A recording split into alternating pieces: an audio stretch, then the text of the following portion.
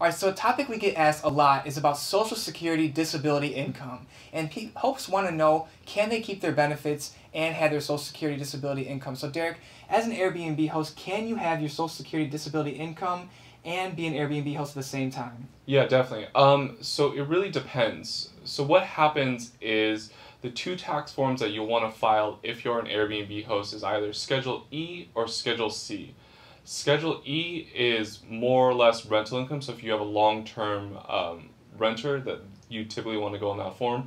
However, if you are on a Airbnb or some sort of home sharing platform, you generally go on a Schedule C.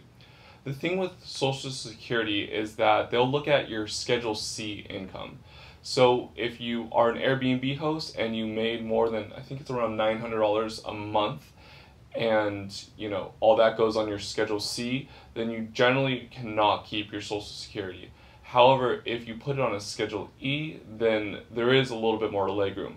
I would have to say though that there are a few clients that we have had that put their Airbnb on a Schedule E tax form and unfortunately got an IRS letter. So, while there's no blanket answer and it varies on a case-by-case basis, if you're on a Schedule E, you can usually have some sort of Social Security disability insurance and keep your Airbnb. However, you do run the risk of a potential IRS letter having them change the tax form to Schedule C, and then you lose all your benefits. All right, so is it possible to have both at the same time, the Airbnb income and the Social Security disability stuff? Yeah, it really depends on the Airbnb and how you have it structured. If you think that the Airbnb is really a Schedule E activity, then you could potentially argue that you could keep both. However, more oftentimes than not, we see it on a Schedule C. So, it really depends on the case-by-case basis. Cool. And then what are the tax implications of having both or having just Social Security disability income and not Airbnb?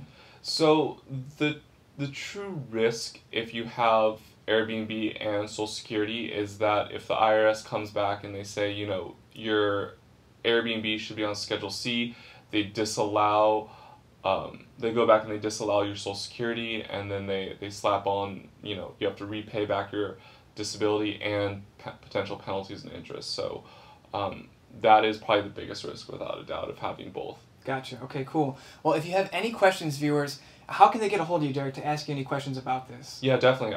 Please feel free to ask any questions. My email is Derek, D-E-R-E-K, at sharedeconomycpa.com, or just check out our website, Shared Economy CPA, and we have our phone number listed there. Great. Thank you very much for sharing that information with us. Viewers, again, thank you for viewing, and happy hosting in 2016.